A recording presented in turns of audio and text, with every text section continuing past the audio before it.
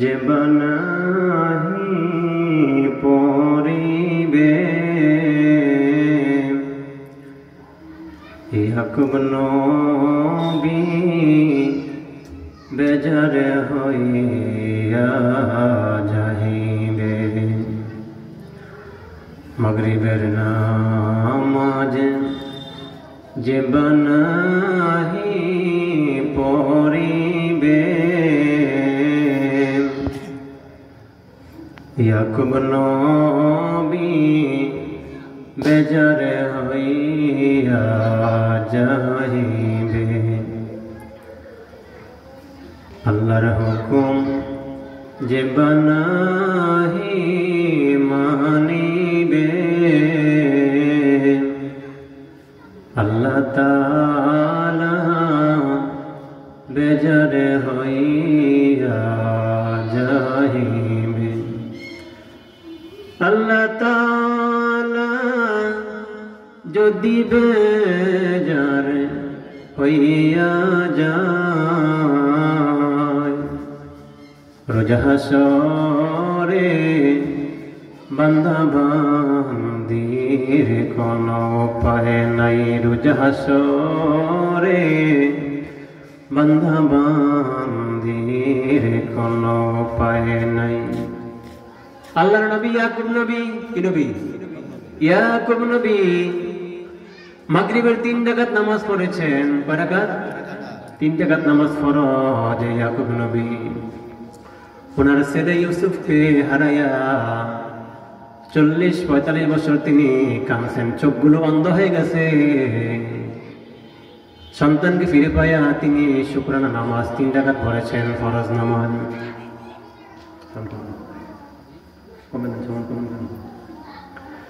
3 রাকাত নামাজ পড়েছেন কে ইয়াকুব নবী কোন নবী ইয়াকুব নবী উম্মতি মুহাম্মাদের উপরে আল্লাহ পাক 3 রাকাত মাগরিবের নামাজ ফরজ করে দিয়েছেন সুবহানাল্লাহ কয় রাকাত 3 রাকাত হুকুমটা কার আল্লাহর হুকুমটা কার আল্লাহ পাকের হুকুম আল্লাহর হুকুম যে বানাহি মানিবে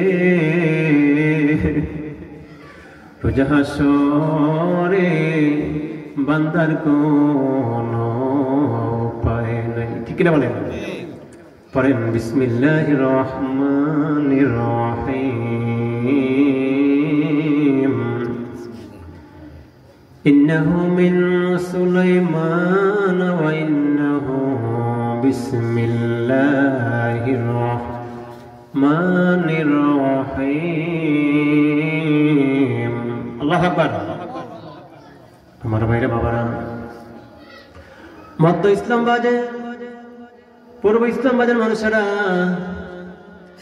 কোরআন শরীফে বলেন কি কোরআন শরীফে 114 সূরা কয়টা সূরা 114 সূরা 86 সূরা হলো মাক্কি সূরা 28টি সূরা হলো মাদানী সূরা কয়টা হলো 114 সূরা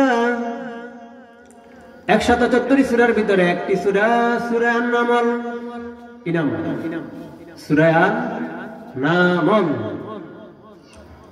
ভাইরা বাবারা 30 নম্বর আয়াতে কারিমা সূরা নামলের কিসের সূরা নামলের 6666টি আয়াত এই আয়াতের ভিতরে একটি আয়াত সূরার নাম হলো সূরা আন-নামল এটা মক্কায় অবতীর্ণ এই সূরাটা 93 আয়াত বিশিষ্ট সূরা 7 রুকু মক্কায় অবতীর্ণ পড়েন বিসমিল্লাহির রহমানির রহিম ইন্নাহু মিন সুলাইমান ওয়া ইন্নাহু বিসমিল্লাহির রহমানির রহিম আল্লাহু আকবার 114 সূরার 113টা সূরার প্রথমে লেখা বিসমিল্লাহ, বলেন কি বিসমিল্লাহ। একটা সূরার ভিতরে প্রথমও বিসমিল্লাহ নাই, মাঝখানেও বিসমিল্লাহ নাই, জানেন সেই সূরার নাম কি বলেন তো? সূরা তাওবা। সূরা তাওবার প্রথমে বিসমিল্লাহ নাই, ভিতরে বিসমিল্লাহ নাই। সূরার নাম হলে প্রথম বিসমিল্লাহ, 93 আয়াতের 93 আয়াত বিশিষ্ট সূরা।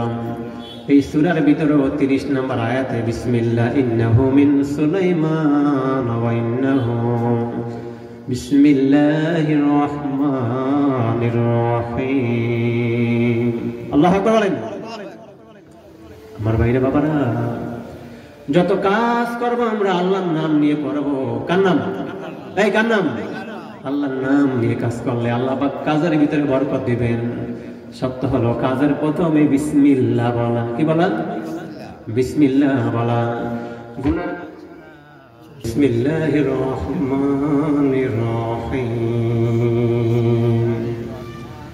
যত কাজ আমরা করব, কি করব? যত কাজ আমরা করব আল্লাহর নাম নিয়ে শুরু করব। কার নাম? কার নাম? আল্লাহর নাম নিয়ে শুরু করব। আল্লাহর নাম নিয়ে শুরু করলে কাজের ভিতরে বরকত হবে। কি হবে?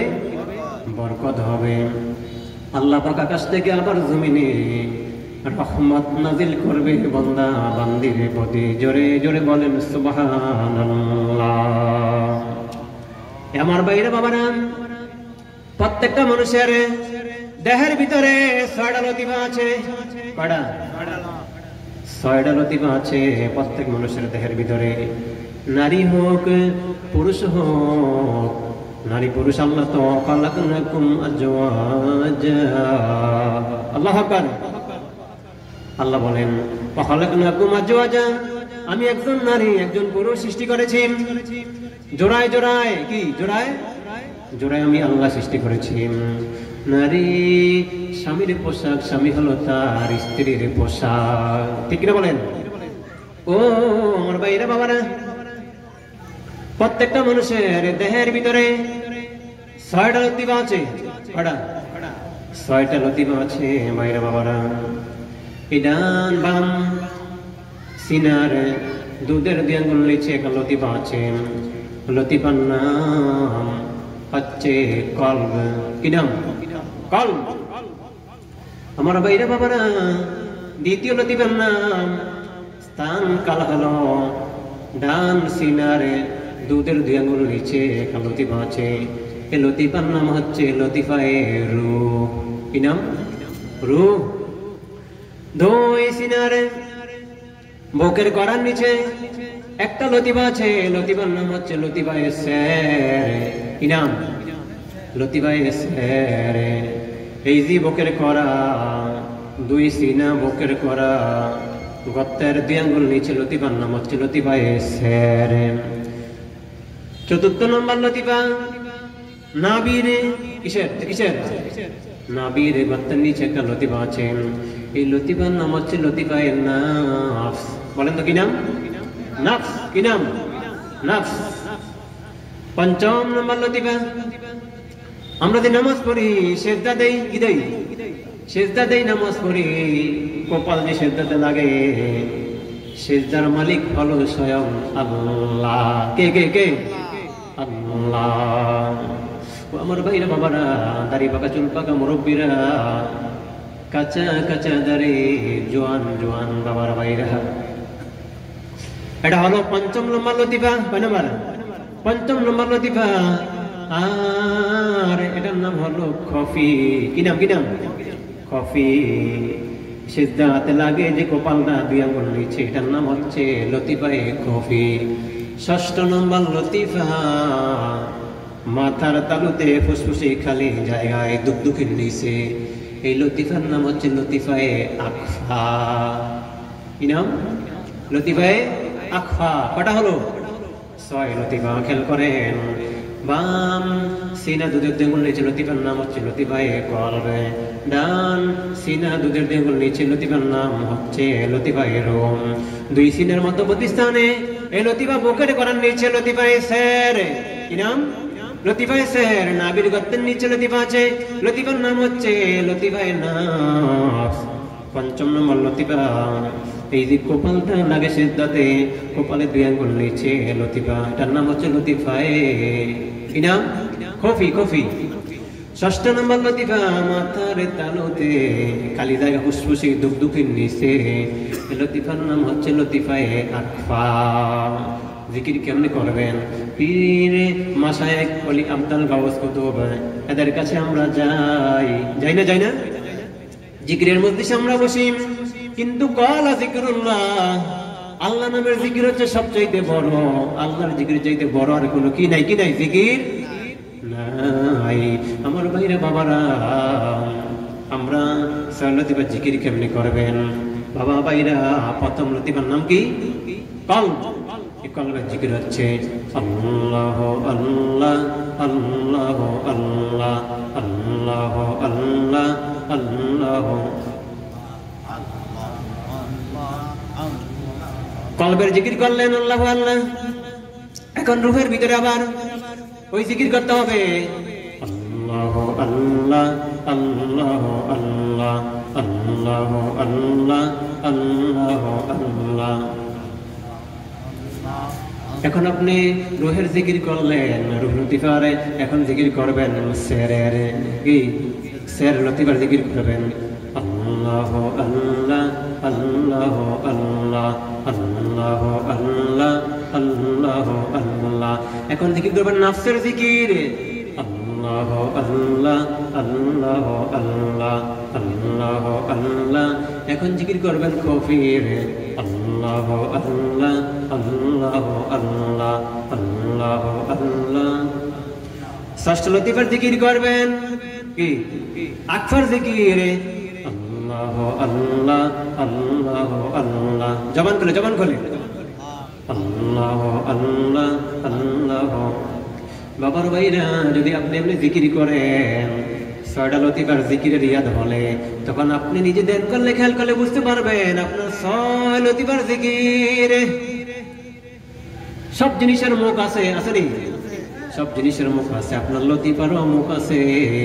আপনি যখন এই নিয়মে জিকির করবেন, জিকির করতে করতে আপনি তখন নিজে ধ্যান খেয়াল করলে বুঝতে পারবেন আপনার ৬টা লতিফার ভিতরে জিকির হচ্ছে। জোরে জোরে বলেন সুবহানাল্লাহ। এখন আপনি লা ইলাহা ইল্লাল্লাহ কালিমা জিকির কেমনে করবেন? এ আমার ভাইরা বাবারা, ওয়াজটা শুনি, ওয়াজের বাজার গরম, আমলের বাজার ঠান্ডা, ঠিক কিনা বলেন? ওয়াজের বাজার গরম, আমলের বাজার ঠান্ডা, ঠিক কিনা বলেন? ওয়াজ মাহফিল হইতেছে কিন্তু আমল নাই। কি নাই? আমল নাই। ও আমার ভাইরা, মসজিদ মাদ্রাসার বিডি হইল ফাঁকা, ঠিক কিনা? ঘরের বিডি ফাঁকা। মুসলমান ইমানদার, মুসলমান দিনদারের মন হইছে কাঁচা, ঠিক কিনা বলেন? আগে ছিল ঘরের মসজিদের বিডি কাঁচা, ইমানদার মুমিন মুসলমানদের ইমান ছিল পাকা কাঁচা, ঠিক কিনা বলেন? আর এখন হইছে মুমিন মুসলমানদের ইমান কাঁচা, মসজিদ মাদ্রাসার ঘরের বিডি হইছে পাকা, ঠিক কিনা বলেন? আমার ভাইরা বাবারা, লা ইলাহা জিকির কেমনে করবেন? নফস থেকে লা টানতে টানতে সেরে আনবেন, সের থেকে খুপিতে আনবেন, খুপি থেকে আকফালা। খেয়াল করেন, লা কোথায়? খুপি থেকে আকফা, আকফা থেকে রুহে মারবেন ইলাহা, রুহ থেকে কলবে মারবেন ইল্লাল্লাহ।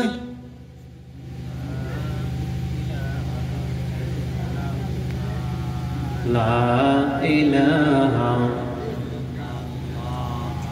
লা ইলাহা ইল্লাল্লাহ